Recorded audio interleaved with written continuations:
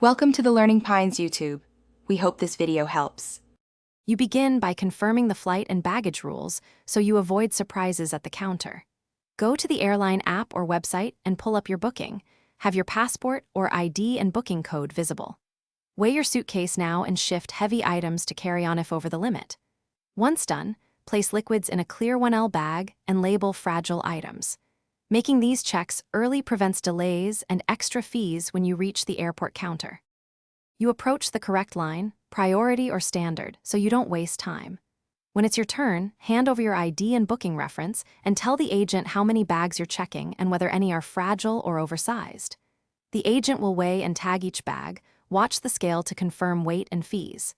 If a charge applies, pay or show your prepayment. Make sure the agent gives you a baggage receipt and keep it safe for tracking or claims. You now drop your bag onto the conveyor and watch the tag to confirm the destination code matches your connection. Keep your boarding pass and the baggage receipt. Once you're past security, use the airline app to track your bag if available. If your bag doesn't arrive or is delayed, go back to the airline's baggage desk and file a property irregularity report right away, because that starts compensation and tracking. This step closes the loop and protects you. Thanks for watching. Consider subscribing if we helped you.